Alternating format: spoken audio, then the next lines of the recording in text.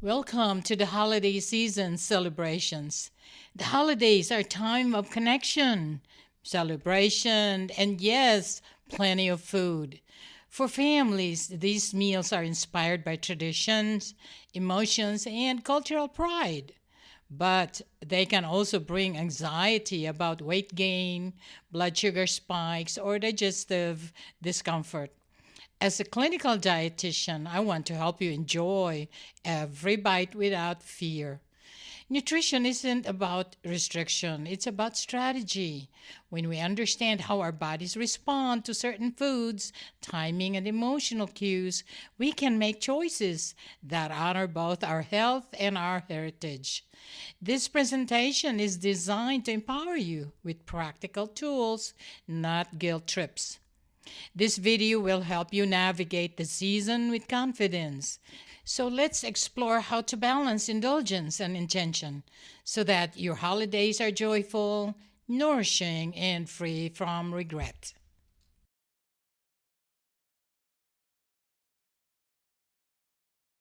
So why do we eat beyond hunger? Well, let's discuss about understanding emotional eating during holidays and let's go over the triggers. During holidays, it's not just about the food, it's about the feelings that come with it. Let's talk about something we all experience but don't always mention: emotional eating. We often eat during the holidays not just because we're hungry, but because we're celebrating, coping with stress, or reliving memories. When we eat in response to emotions rather than physical hunger, it's called emotional eating. It's a pattern where food is used to soothe or amplify feelings rather than meeting nutritional needs. This is common during holidays when food is tied to memories, rituals, and social bonding. And here's the thing: these emotional cues can lead us to eat for comfort or connection, which can override our natural hunger signals, leading to overeating or mindless snacking. But instead of judging ourselves, what if we recognized emotional eating as a normal response, not a failure? That shift in perspective can help us guide toward more mindful choices. So, next time you reach for that second helping, maybe you can pause and ask, am I feeding my body or my heart? Either way, you're not alone.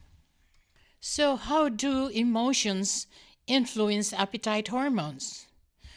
Ever wonder why stress makes you crave for cookies instead of carrots? Let's unpack what's happening behind the scenes because it's not just about willpower. Strong emotions, especially stress or excitement, can affect the hormones that regulate hunger and fullness. For example, ghrelin, it's a hormone that signals hunger to the brain, may increase during emotional stress, while leptin, a hormone that signals fullness and satiety, may go down. These shifts can make us feel hungrier than we are, leading to overeating or cravings for high calorie comfort foods.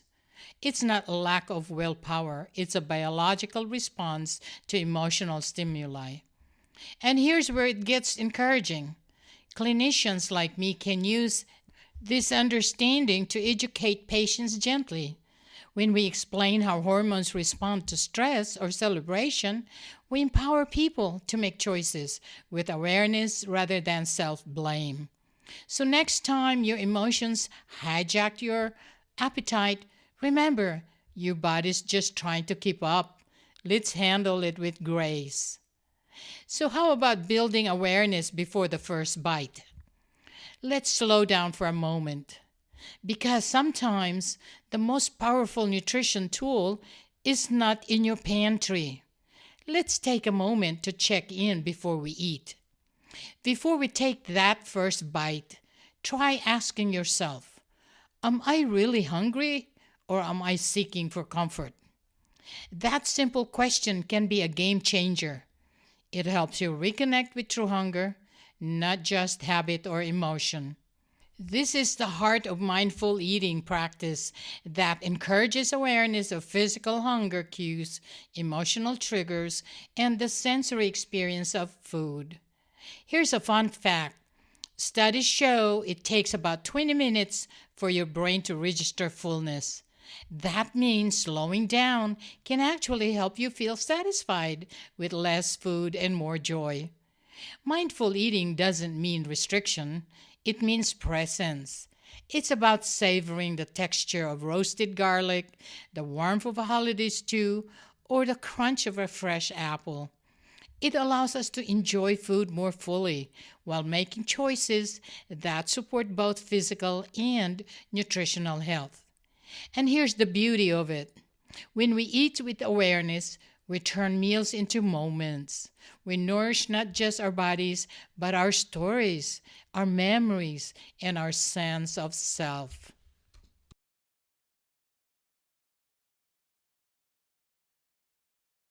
What are the smart strategies to prevent overeating? Well, let's talk about one of the simplest holiday hacks that can make a big difference. Don't leave the house hungry. Heading to a holiday gathering on an empty stomach sets the stage for impulsive eating. A small pre party snack like 10 almonds or 1 teaspoon of peanut butter with a cup of water can stabilize blood sugar and reduce the urge to overeat. Here's why it works. This mini snack provides healthy fats and protein, which helps slow digestion and promote a sense of feeling comfortably full. It's a simple way to buffer against the "I'm starving" effect that leads to oversized portions and poor food choices. And it's not just about willpower, it's about preparation.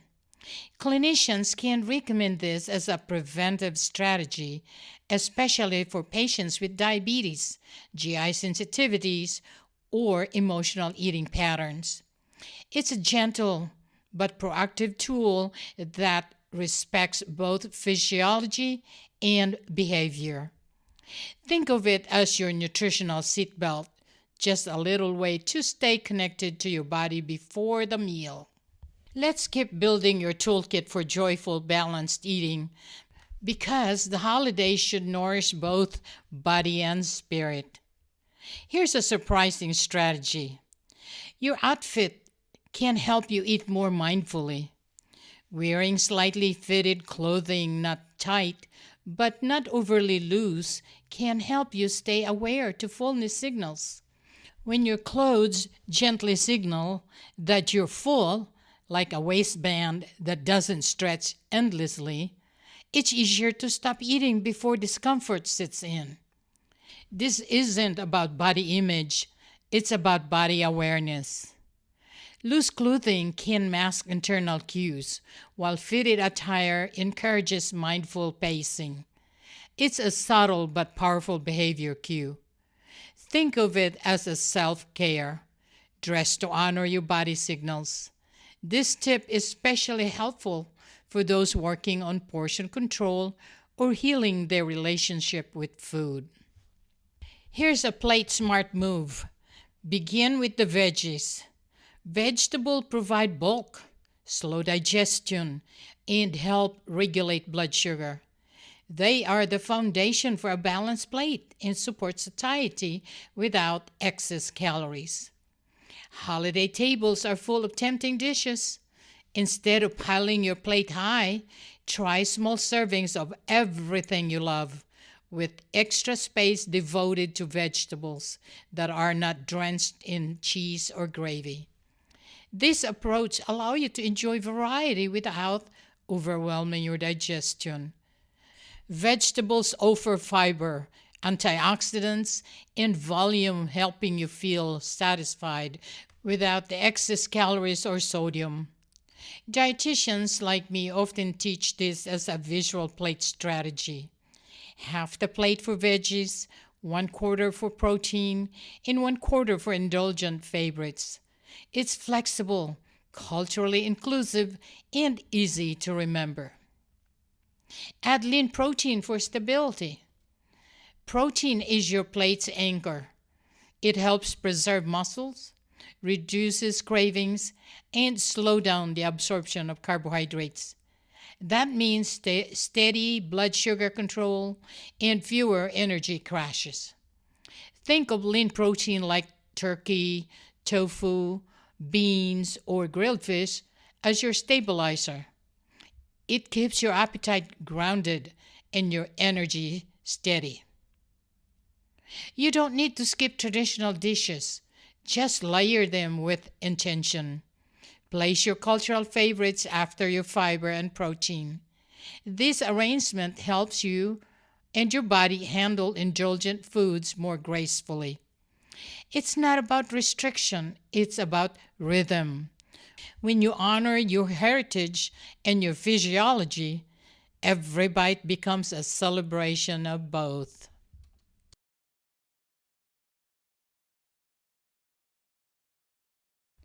Let's talk about something that usually gets overlooked during the holidays when we eat.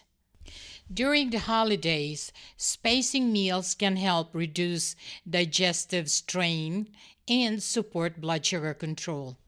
For many people, allowing 4 to 6 hours between meals gives the body time to process nutrients and reset itself. This rhythm can reduce bloating, fatigue, and post meal spikes in blood sugar. And here's a gentle reminder: drink more water, stay physically active, and rest between meals. These small habits support your body's natural rhythm.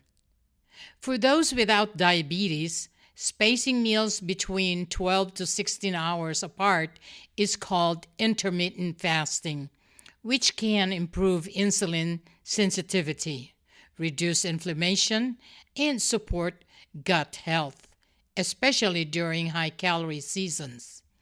It's not about skipping meals, it's about giving your body a chance to recalibrate. Here are some safer strategies for people with diabetes, including those on insulin. If you are managing diabetes, longer fasting is not always safe. It can increase the risk of both hyperglycemia and hypoglycemia. Instead, consider a gentle spacing approach, avoiding grazing, and allow about 4 hours between meals. Always check your blood sugar before and after eating, and adjust your intake based on your readings. Here's a helpful rhythm. If your post-meal blood sugar is high, above 130, drink a glass of water and take a 15 to 20 minute walk with loved ones. Rest for another 15 to 20 minutes, then drink a second glass of water and recheck your blood sugar. This strategy supports glucose regulation without extreme restriction, and it invites connection and movement. For individuals taking insulin or managing diabetes, longer fasting periods may increase the risk of blood sugar swings, especially if medication are timed around meals. According to the National Institute of Diabetes and Digestive and Kidney Diseases, or NIDDK, fasting should always be planned with a healthcare provider. Even short-term spacing should be approached with awareness of medication timing, glucose monitoring, and hydration. As clinicians, we avoid one-size-fits-all recommendations. While intermittent fasting may benefit some patients, it can pose risk for others, especially those on insulin or with complex metabolic conditions. Resources like Verywell Health and Healthline emphasize the intermittent fasting should be medically supervised for people with diabetes. My role is to offer flexible, culturally sensitive strategies that honor both tradition and safety.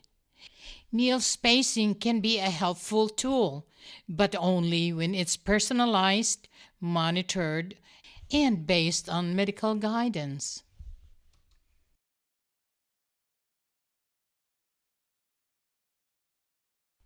Here's something we often forget during holiday feasting. The most powerful tools for digestion, energy, and blood sugar control are not fancy supplements or strict rules. They are water and movement. Hydration supports kidney function, satiety, and even regulation of mood. Physical activity helps your body process food more efficiently. Together, they are low cost, high impact interventions that can transform how you feel after a meal. A 10 to 20-minute walk after eating activates blood sugar transporters into your muscles, helping your body absorb sugar from the bloodstream more efficiently. It's like giving your body a gentle nudge toward balance, and it supports digestion too. Staying hydrated helps your kidneys flush excess sodium, supports digestion, and reduces cravings. Herbal teas like ginger, peppermint, or chamomile can soothe the gut and promote relaxation after a heavy meal. Think of them as your post feast reset. Movement doesn't have to be a chore, it can be a celebration. Invite loved ones to walk with you, dance, or stretch together after each meal. These rituals deepen connection and support physical recovery from holiday feasting. When movement becomes a part of joy, not punishment, it transforms the whole experience. If you live with diabetes, here's a gentle rhythm to follow. Again, check your blood sugar before eating. After a holiday meal, check it again. If your reading is above the normal range between 80 to 130, drink a glass of water and invite friends or family to join you for a 15 to 20-minute walk. After walking, wait for another 15 to 20 minutes, drink a second glass of water, and recheck your blood sugar. This rhythm of hydration and movement can bring levels back into a safer range without stress or restriction. If you are on dialysis or have fluid restrictions, always follow your doctor's guidance. These strategies should be adapted to your medical needs with professional support.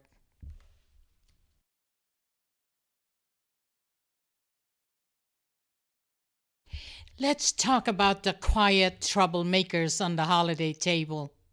The ones that sneak in under the radar but can leave us feeling bloated, tired, and off balance. Watch for hidden sodium in sauces and mixes. Many holiday dishes contain high sodium from canned broths, seasoning packets, and sauces. Excess sodium can raise blood pressure and cause GI distress like bloating or water retention. But here's the key: awareness, not avoidance. You don't have to skip your favorites. Just notice what's in them and make gentle swaps when you can. Alcohol may feel festive, but it can impair sleep, spike cortisol, your stress hormone, remember, and disrupt digestion. Try alternating with sparkling water, mocktails, or herbal teas. You'll stay festive and balanced, and your body will thank you the next morning. Want bold flavor without the extra salt or fat? Rich for fresh herbs, garlic, and citrus zest. These swaps preserve taste while protecting your heart and kidneys health.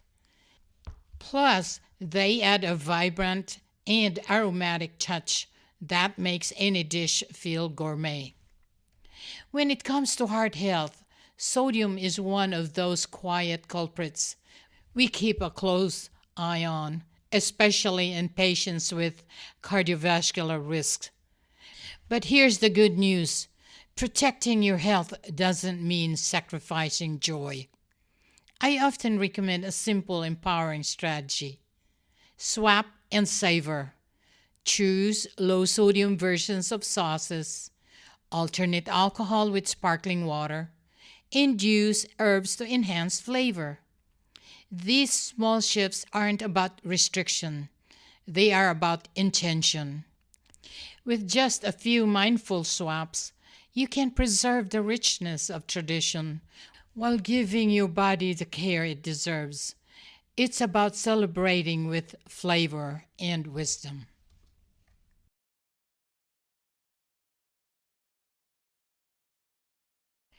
Let's take a moment to honor something sacred: the story behind the dish. Traditional foods carry emotional and cultural significance. They are more than just ingredients, they are memories, rituals, and love passed down through generations. When we share the history behind a dish, we reframe meals as celebrations of heritage, not nutritional battles. Healthful changes don't have to erase tradition. Swap cooking oils, reduce sugar, or adjust portions while keeping the dish's essence. These gentle adjustments preserve the soul of the recipe while supporting well being. It's not about changing the story, it's about helping it thrive. When we teach families how to balance cultural pride with nutritional awareness, we build trust and foster healing across generations. Education becomes a bridge, not a barrier between tradition and health. As clinicians, we strongly honor these traditions while supporting better food choices. I encourage families to share the story behind each dish. This helps transform a meal into a celebration of heritage, not a nutritional battleground. Healing begins when food is seen as connection, not a conflict.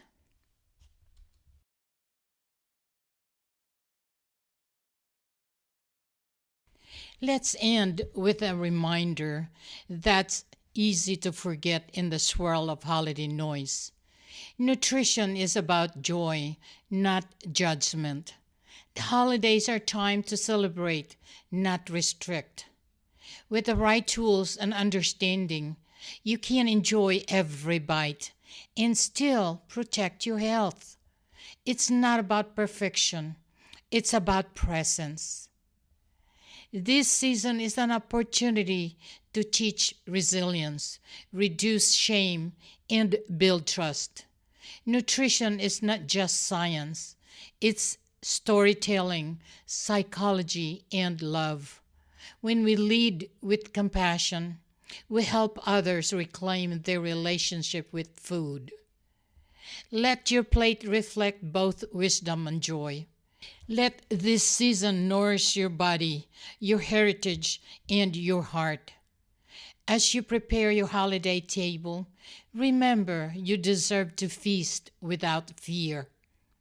Let this be a season of nourishment in every sense of the word. Thank you for watching and happy holidays.